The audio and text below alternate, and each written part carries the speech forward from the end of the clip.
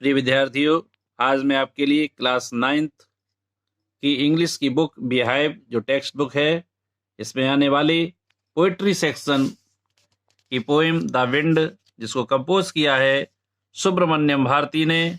इस पोएम में आने वाले स्टेंजा के एग्जाम ओरिएंटेड क्वेश्चन आंसर्स, जो परीक्षा उपयोगी कुछ प्रश्नोत्तर हैं, कॉम्प्रिहेंशन टाइप क्वेश्चन आंसर्स में स्टेंजा बेस्ड क्वेश्चन आंसर हैं, जो बोर्ड परीक्षा की दृष्टि से काफ़ी महत्वपूर्ण है। प्रिय विद्यार्थियों, इसमें जो स्टेंजा पोएम का दिया होता है, उसके आधार पर आपको प्रश्नों के उत्तर लिखने होते हैं, जिनकी जानकारी आपके लिए बहुत अधिक आवश्यक है। प्रिय विद्यार्थियों, आज हम वीडियो स्टार्ट करते हैं। फर्स्ट है, read the following stanzas and answer the questions based on them. निम्नलिखित अवतरणों को पढ़िए और उन पर आधारित प्रश्नों के उत्तर दीजिए। पहला स्टेंजा है, विंड कम सॉफ्टली से लेकर क्रसेस देम ऑल तक। इस पर आधारित कुछ स्टेंजा टाइप क्वेश्चन आंसर हैं, जो इस प्रकार हैं। प्रश्न नंबर पहला है, to whom is the poet asking to come softly. कवि किसको बड़े आराम से आने की कह रहा है? इसका आंसर है, the poet is asking the wind to come softly. कवि बहती हुई हवा को आराम से आने को कह रहा है। नेक्स्ट क्वेश्चन है, question number 2, name 2 things the poet is requesting not to destroy. उन 2 चीजों के नाम बताइए जिन्हें कवि नष्ट ना करने की प्रार्थना कर रहा है। देखिए, हवा बहुत अधिक शक्तिशाली होती है।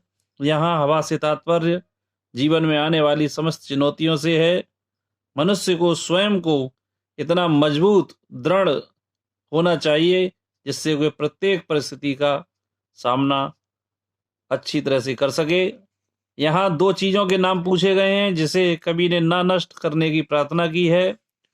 इसका आंसर है, 2 things that the poet is requesting the wind not to destroy or the shutters of the windows and books on the shelf. 2 चीजें जिन्हें कवि हवा को नष्ट न करने की प्रार्थना कर रहा है, वे खिड़कियों के दरवाजे और शेल्फ, जहाँ किताबें रखी जाती हैं, पर रखी हुई किताबें हैं, जिनको नष्ट न करने की प्रार्थना कवि हवा से कर रहा है। नेक्स्ट है question number 3, what did the wind bring again. हवा पुनः या फिर से क्या लेकर आती है? तो इसका आंसर है, the wind brought rain again. हवा पुनः वर्षा लेकर आती है। नेक्स्ट क्वेश्चन है question number 4, who crosses them all. उन सब को कौन कुचल देता है? इसका आंसर है, the wind god crosses them all. पवन देवता यानी हवा उन सब को कुचल देती है। प्रिय विद्यार्थियों, इसके बाद इस पोएम का सेकंड स्टेंजा जो इस प्रकार है, he would not do him every day तक। इसमें क्वेश्चन नंबर 1 है, what would not the wind do. हवा क्या नहीं करेगी? इसका आंसर है, the wind would not do what do you tell him to do. आप हवा से जो करने को कहेंगे वह नहीं करेगी। नेक्स्ट क्वेश्चन है, what does the poet say about homes and doors. घरों तथा दरवाजों के विषय में कवि क्या कहता है? इसका आंसर है, he suggests that we should build strong homes and joint the doors firmly.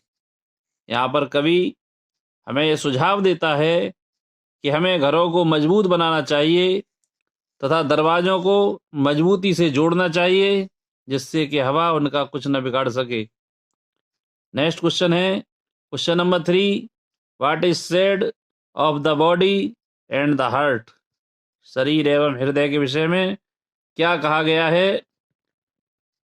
इसका आंसर है, of the body and it is said that it should be firm of the heart, that it should be stead fast। इसका हिंदी अर्थ है, शरीर के विषय में यह कहा गया है कि यह मजबूत होना चाहिए तथा हृदय के विषय में यह कहा गया है कि यह दृढ़ होना चाहिए। नेक्स्ट क्वेश्चन है question number 4, how does the wind behave with the weak and the strong. निर्बलों यानी कमजोरों के साथ तथा सबलों यानी बलवान लोगों के साथ हवा कैसा व्यवहार करती है। इसका आंसर है, it destroys the weak and strengthens the strong। The poet gives example of the fire, the wind blows out weak fires and makes strong fires roar and flourish। यह दुर्बलों यानी कमजोरों को नष्ट करती है तथा बलशालियों को शक्ति देती है। कवि आग का उदाहरण देता है। हवा कमजोर आग को बुझा देती है तथा मजबूत आग को गर्जनावान और प्रचंड बना देती है। प्रिय विद्यार्थियों, इस कविता का सेंट्रल आइडिया देखने के लिए मेरी नेक्स्ट वीडियोज अवश्य देखिए। चैनल को लाइक करिए, जानकारी पसंद आई हो तो सब्सक्राइब करिए, दोस्तों के साथ शेयर करिए और बोर्ड परीक्षा की तैयारी करते रहिए।